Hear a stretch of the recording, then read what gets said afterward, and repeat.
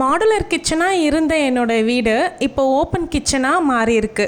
ஆனால் இப்படி ஒரு மாற்றம் வரும்னு நினைக்கவே இல்லை. இப்போ என்னுடைய கிச்சன் எப்படி இருக்குது, எல்லா பொருளையும் எப்படி அரேஞ்ச் பண்ணியிருக்கேன், ஸ்டோரேஜ் எப்படி மேனேஜ் பண்ணுறேன், இது எல்லாமே இந்த வீடியோவில் காமிக்க போகிறேன். இப்போ இந்த வீடியோ ஒரு ஓப்பன் கிச்சன் டூர் தான். Welcome to my channel. நான் உங்கள் பிரியா. என் சேனலை சப்ஸ்கிரைப் பண்ணி தொடர்ந்து ஆதரவு கொடுத்துட்ருக்கேன். உங்கள் எல்லாருக்குமே ரொம்ப நன்றி. இனிமேல் சப்ஸ்கிரைப் பண்ண போகிறவங்களுக்கும் ரொம்ப ரொம்ப நன்றி. கண்டிப்பாக நிறைய பேர் இந்த வீடியோ மூலிமா தான் சேனலுக்கு புதுசாக வந்திருப்பீங்க. அப்படிப்பட்டவங்க கண்டிப்பாக சப்ஸ்கிரைப் பண்ணி வச்சுக்கோங்க. அடுத்தடுத்து ரொம்பவே யூஸ்ஃபுல்லான வீடியோஸ்லாம் போடுவேன். ஃபஸ்ட்டு நம்மளுடைய கிச்சன் உள்ள வந்த உடனே லெஃப்ட் ஹேண்ட் சைடில் அப்படியே ஒரு ஸ்ட்ரைட்டாக இருக்க மாதிரி ஒரு கவுண்டர் டாப் தான் இருக்கும். அதில் இப்போ நம்ம புதுசாக வாங்கின VDM brand tusker 4 burner stove வச்சுருக்கேன். அடுப்புக்கு ரைட் சைடில் ஒரு சேமியா கவர் மட்டும் வச்சு அதுக்கு மேலே ஒரே ஒரு ஆயில் கேன் மட்டும் வைப்பேன். அந்த இடத்துல எண்ணெய் தவிர வேறு எதுவுமே வைக்க மாட்டேன். கவுண்டர் டாப்லேயே இந்த லாஸ்ட்டில் சிங்க் இருக்கும். அதுக்கு பக்கத்தில் இந்த பாத்திரம் கவுக்கிற கூட வச்சுருப்பேன். என்னோடய கவுண்டர் டாப்பில் எப்போவுமே எந்த ஒரு ஆர்கனைசரும் யூஸ் பண்ணி நான் ஆர்கனைஸ் பண்ணி நீங்கள் பார்த்துருக்கவே முடியாது. ஏன்னா கவுண்டர் டாப்பை நான் அப்படியே நீட்டாக எப்போவுமே இப்படி தான் வச்சுருப்பேன். சிங்க்குக்கு சைடில் மேலே வந்து அட்ரெசிவ் ஹூக் வந்து யூஸ் பண்ணி இந்த மாதிரி ஹேங் பண்ணுறதெல்லாம் ஹேங் பண்ணி வச்சுருக்கேன்.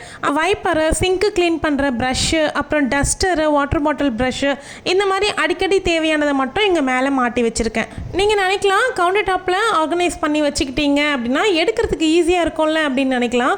ஆனால் அதுவுமே எண்ணெய் பிசுக்காகி நம்மளுக்கு க்ளீன் பண்ணுறதுக்கு தான் அதிகமாக டைம் எடுக்கும். அப்படியே கவுண்டர் டாப்புக்கு மேலே வந்து ஒரு ஷெல்ஃப் இருக்கும். அந்த ஷெல்ஃபில் ரெகுலராக டெய்லி யூஸ் என்னெல்லாம் தேவையோ அதை மட்டும் வச்சுருப்பேன். டெய்லி சமைக்கிறதுக்கு என்ன பாத்திரங்கள் தேவைப்படும், கடாய், குக்கரு, அப்புறம் சாதம் வடிக்கிறதுக்கான பாத்திரம், ஹாட் பாக்ஸு, இந்த மாதிரி இது கூடவே வந்து இட்லி பாத்திரமும் அங்கே தான் வைப்பேன். இன்றைக்கி கழுவி கவுத்து வச்சுருக்கேன். இந்த ஒரு ரேக்கில் இருக்க பொருளை வச்சு தான் நான் தினமுமே சமைக்கிறதுக்கு யூஸ் பண்ணிக்குவேன். அலுமினியம் குக்கர் தான் வந்து ஸ்டெயின்லெஸ் ஸ்டீலாக மாற்றணும் அப்படின்னு நினச்சிட்ருக்கேன். கூடிய சீக்கிரமே மாற்றினேன் அப்படின்னா கண்டிப்பாக வீடியோவில் காமிக்கிறேன். அந்த ரேக்குக்கு அப்படியே ஆப்போசிட்டில் இன்னொரு ரேக் இருக்கும். அதே மாதிரி 2 பார்ட்டிஷன் கொடுத்துருப்பாங்க. இதுலேயும் கீழே உள்ளதில் வந்து 5 லிட்டர் குக்கரு, அப்புறம் பால் பாத்திரம் வந்து இங்கே தான் வைப்பேன். மிக்சி ஜாரு இதெல்லாமே இங்கே இருக்கும். மேலே வந்து எக்ஸ்ட்ராவாக இருக்கக்கூடிய பிளாஸ்டிக் கண்டெய்னரு, அப்புறம் ஃப்ரிட்ஜ் ஸ்டோரேஜ் பாக்ஸு, பன்னீர் மேக்கரு, ரொட்டி மேட்டு இதெல்லாமே இங்கே வச்சுருப்பேன். பின்னாடி பக்கம் பார்த்தீங்க அப்படின்னா முறுக்கு பிடிக்கிற குழா கூட வச்சுருப்பேன். அது வீடியோவில் தெரியல, அங்கே தான் வச்சுருக்கேன். இப்போது நம்ம வீட்டுக்கு பெயிண்ட் அடித்து முடிச்சதுனால நிறைய திங்ஸ் வந்து வேணான்றதை நான் டீக்ளட்டர் பண்ணிட்டேன். அதனால் எனக்கு ரொம்ப ரொம்ப ஈஸியாக இருக்குது மெயின்டைன் பண்ணுறதுக்கு. இந்த ரேக்குக்கு அப்படியே லெஃப்ட் சைடில் பார்த்தீங்க அப்படின்னா ஒரு கர்வ் டைப்பில் ஒரு ஓப்பன் ஷெல்ஃப் கொடுத்துருப்பாங்க. கீழே மேலே அப்படின்னு சொல்லிட்டு 2 இடம் இருக்கும். அந்த இடத்துல எப்போவுமே பார்த்தீங்க அப்படின்னா காஃபி, டீ, சர்க்கரை, பிஸ்கெட்டு இந்த ஐட்டம்ஸ் மட்டும் இங்கே வச்சுருப்பேன். அப்பப்போ எடுக்கிறதுக்கு ஈஸியாக இருக்கும் அப்படின்னு சொல்லிட்டு.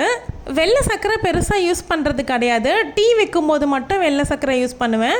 மற்றபடி எல்லாமே நாட்டு சர்க்கரை தான் யூஸ் பண்ணிக்கிட்டு இருக்கோம். ரொம்ப நாள் ஆயிடுச்சு மாற்றி. அதுக்கு மேலே இருக்க ஷெல்ஃபில் வந்து ரூம் ஸ்ப்ரே, அப்புறம் உண்டியலுக்கு எடுக்கக்கூடிய காசு, பேப்பரில் நம்பர்லாம் எழுதி ஒரு பாக்ஸில் போட்டு வச்சுருக்கோம். அப்புறம் என்னுடைய ரெகுலர் தைராய்டு டேப்லெட் எல்லாமே அங்கே தான் இருக்கும். எக்ஸ்ட்ரா நைஃப் கூட இங்கே தான் வச்சுருப்பேன். அப்புறம் நம்ம டெய்லி ரெகுலராக யூஸ் பண்ணுறதுக்கு தேவையான நைஃபு, சிசரு, லைட்டரு, அப்புறம் தேங்காய் துண்டு எடுப்போம்ல இது எல்லாமே வந்து இங்கே தனியாக ஒரு அட்ரெசிவ் ஹூக் வந்து நான் ஃபிக்ஸ் பண்ணிவிட்டு ஒரு ஸ்டாண்டு வச்சு மாட்டி விட்டுருக்கேன். குக்கர் விசில் கூட இதுலேயே போட்டு தான் வச்சுருப்பேன். இந்த ஹூக்கு வந்து நல்லாவே தாங்கும். அங்கே ஒட்டியிருக்கேன் பார்த்தீங்களா, ஸ்க்ரூ டைப்பில் வரக்கூடிய ஹூக்கு. இது நல்லா தாங்குது. கிச்சனில் ரொம்ப யூஸ்ஃபுல்லாக இருக்குது. டேக் பண்ணுறேன், வேணுன்றவங்க வாங்கிக்கோங்க. இத்தனை பொருளையுமே வந்து அந்த ஸ்டிக்கர் தான் தாங்கி பிடிச்சிட்ருக்கு. அப்படியே கார்னரில் செவத்தோரமாக வந்து ஒரு கொம்பு வச்சுருப்பேன். அது சிலம்பம் ஸ்டிக்கு. இந்த எக்ஸாஸ்ட் ஃபேனை ஆன் பண்ணணும் அப்படின்னா அந்த ஸ்டிக் வச்சு தான் ஆன் பண்ண முடியும். ஹைட்டாக இருக்குல்ல, அதனால். இதுக்கு முன்னாடி கவுண்டர் டாப்க்கு ஆப்போசிட்டில் அப்படியே ஒரு டேபிள் போட்டு வச்சுருப்பேன். Orange colour table. ரெகுலராக பார்க்குறவங்களுக்கு தெரிஞ்சிருக்கும். அந்த டேபிள் வந்து இப்போ நம்ம எடுத்துட்டோம். அதுக்கு பதிலாக 2 ஸ்டூல் வச்சு சமைக்கிறதுக்கு தேவையான தண்ணியும் அப்புறம் வந்து இண்டக்ஷன் ஸ்டவ்வும் வச்சுருக்கேன். ஒரு ஸ்டூலுக்கு வந்து ஒயிட் கலர் பெயிண்ட் அடிச்சிருக்கேன். இன்னொரு ஸ்டூலுக்கு அடிக்க வேண்டியது இருக்குது. டைம் இல்லை, கண்டிப்பாக அதுக்கும் அடிப்பேன். வீடியோ எடுத்து போடுறேன். இந்த சைடு அதே லைனில் அரிசி ட்ரம் வச்சுருக்கேன். இதில் வந்து 50 கிலோ அளவுக்கு அரிசி பிடிக்கும். ரெகுலராக டெய்லி யூஸ் பண்ணுற அரிசி.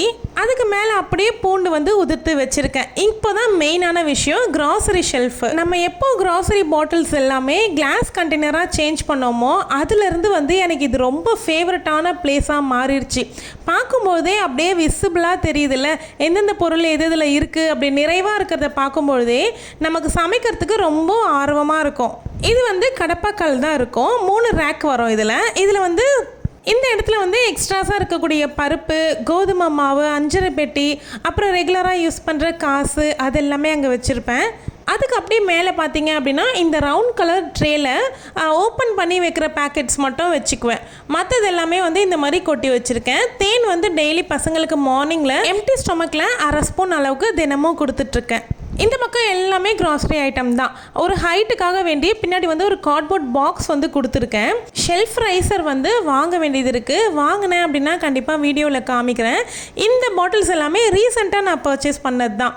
லிங்க் வந்து டேக் பண்ணுறேன். ரொம்ப நல்லா இருக்குது பாட்டில்ஸ் எல்லாமே. ஹைட்டாக மேலே இருக்க ஷெல்ஃபில் வந்து மாவு வைக்கிறதுக்கான பாத்திரமெல்லாம் வச்சுருப்பேன். அப்புறம் சர்க்கரை இதெல்லாமே வந்து கொட்டி வச்சுருப்பேன். நம்ம வீட்டில் சமையலுக்கு தேவையான திங்ஸு அப்படின்னு பார்த்திங்கன்னா இந்த 3 ஷெல்ஃபில் இருக்கிறது மட்டும்தான் சமையலுக்கு. இதை தவிர்த்து எக்ஸ்ட்ராஸாக இருக்கிற க்ராசரிஸ் எல்லாம் போட்டு வைக்கிறதுக்கு கீழே இந்த இடத்துல 2 பாக்ஸ் வச்சுருக்கேன். இப்போ அதுவுமே உங்களுக்கு காமிக்கிறேன் பாருங்கள். இந்த ரேக்குக்கு அப்படியே கீழே பார்த்தீங்க அப்படின்னா 2 பார்ட்டிஷனாக பிரித்து நம்மளுக்கு கொடுத்துருப்பாங்க. இந்த இடத்துல முன்னாடி டோர் இருந்துச்சு, இப்போ எடுத்துட்டோம். வெங்காயம் ஸ்டோர் பண்ணி வைக்கிறதுக்கு தான் ஒரு ஆர்கனைசர் பார்த்துட்ருக்கேன். அது இன்னும் எனக்கு கரெக்டாக செட் ஆகலை. செட் ஆயிடுச்சுன்னா வாங்குவேன். இப்போ காமிச்சிட்ருக்கேன்ல இந்த பாக்ஸில் பார்த்தீங்க அப்படின்னா டஸ்ட்பினுக்கு தேவையான கவர்ஸ் எல்லாமே கொஞ்சம் பெரிய சைஸ் கவர்ஸ்லாம் அதில் இருக்கும். இப்போ காமிச்சிட்ருக்கேன் இந்த பாக்ஸில் வந்து கிச்சன் டவல்ஸு, அப்புறம் வந்து காய்கறிலாம் போட்டு வைக்கிறதுக்கான பேக் எல்லாமே அதில் இருக்குது. இதில் கொஞ்சோண்டு சேப்பங்கிழங்கு இருக்குது, காரக்குழம்பு வைக்கிறதுக்காக தனியாக வச்சுருக்கேன். மற்றதெல்லாம் வெங்காயம், உருளைக்கிழங்கு, அவ்வளோதான். இந்த பாக்ஸில் வந்து தான் எக்ஸ்ட்ரா க்ராசரிஸ் எல்லாம் போட்டு வச்சுக்குவேன். இது போக ஃப்ரிட்ஜ்லேயும் கொஞ்சம் வச்சுருப்பேன். வெங்காயம் வந்து நம்ம வீட்டில் எப்போவுமே ஸ்டாக் ஃபுல்லாக வச்சுருப்பேன். வெங்காயம், தக்காளி எப்போவுமே வீட்டில் இருக்க மாதிரி பார்த்துக்குவேன். இதில் வந்து சோப்பு, ஷாம்பு இந்த ஐட்டம்ஸ்லாம் இதில் தனியாக இருக்கும். இந்த பாக்ஸில் பிடிக்கிற அளவுக்கு கவர், இந்த பாக்ஸில் பிடிக்கிற அளவுக்கு துணி மட்டும்தான் யூஸ் பண்ணுவேன். அதுக்கு மேலே எக்ஸ்ட்ராவாக இருந்துச்சு அப்படின்னா வச்சுக்க மாட்டேன். அப்படியே கீழ் ஷெல்ஃபில் மிக்ஸி, கிரைண்டர், அதுக்கப்புறம் அந்த ஒயிட் கலர் கவரில் வந்து பிஸ்கெட்ஸ் இருக்குது. இது வரைக்கும் பார்த்தது எல்லாமே ட்ரைலர் தான். இனிமேல் தான் மெயின் பிக்சரே இருக்குது அப்படின்னு சொல்லுவாங்களே அந்த மாதிரி.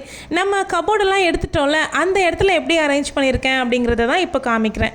இந்த ஒரு ஸ்டெயின்லெஸ் ஸ்டீலில் 2 ரோ வர மாதிரி இருக்கும் இந்த ரேக்கு. இது வந்து ஸ்கூலுக்கு தேவையான டிஃபன் பாக்ஸு, அப்புறம் ஃப்ரிட்ஜில் ஸ்டோர் பண்ணி வைக்கிறதுக்கான பாக்ஸஸ் எல்லாமே அதில் வச்சுருக்கேன். இன்னொரு டேபிள் வந்து பக்கத்தில் போட்டுட்டு சில பாத்திரங்கள் எல்லாமே அந்த டேபிள்லேயும் அரேஞ்ச் பண்ணி வச்சுருக்கேன். அதுக்கு கீழே இருக்கிறதுக்கு பெரிய பெரிய பேசின். இதுக்கு லெஃப்ட் சைட் பார்த்தீங்க அப்படின்னா அப்படியே சிங்க்குக்கு கீழே வந்து டஸ்ட்பின் வச்சுருக்கேன்.